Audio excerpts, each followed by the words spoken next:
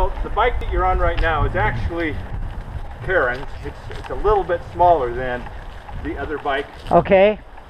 And I trade off between the two in order to kind of even out the wear. Yep. But that one has had the crank replaced and the I think the front derailleur and a few things like that have been replaced because they were damaged in the accident. Mine is still the original 25-year-old stuff. Oh, that's... And I can tell. You know, it's... And what my question would be whether it's worth upgrading the components piece at a time as I think I need them. Front derailleur, rear derailleur, or am I better off just time to upgrade the bike? Knowing the kind of use I put it to, though. Yeah, yeah. That's because that bike has been perfect for the kind of use I put it to. Yeah. You know, if we're talking minimal elevation gain, because that really is where weight hurts you. Yeah.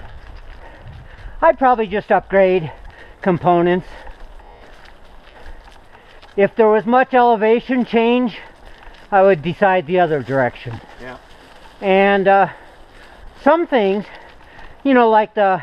Well, the shocks, you know, are... yeah. All the street use I give it, the shocks would be a detriment. Yeah. Yep.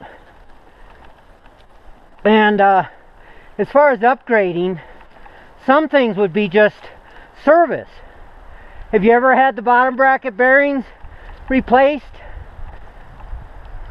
That's the crank. No. Right there. Bearings, nor the wheel bearings. Both of those are really cheap. And it's time. So replace the wheel bearings and replace the crank bearing. Yep.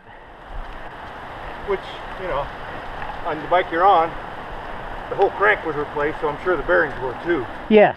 Yep.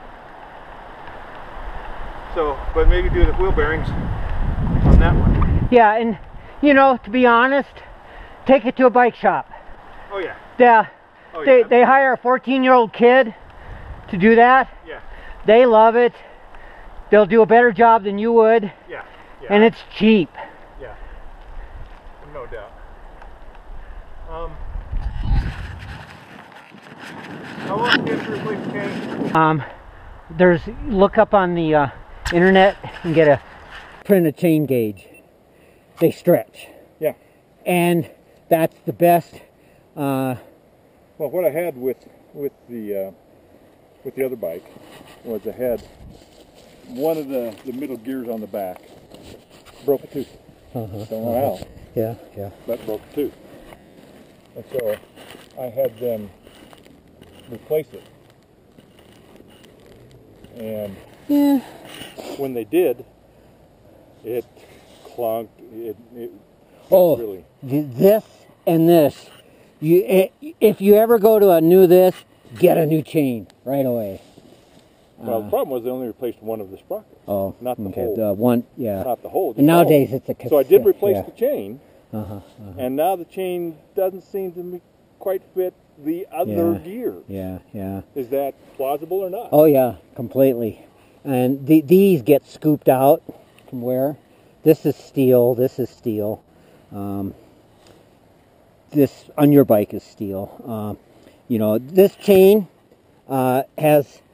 You know, I can feel slop, and it definitely needs cleaning and grease. Yeah, you know, but it's got, my guess is, too much stretch.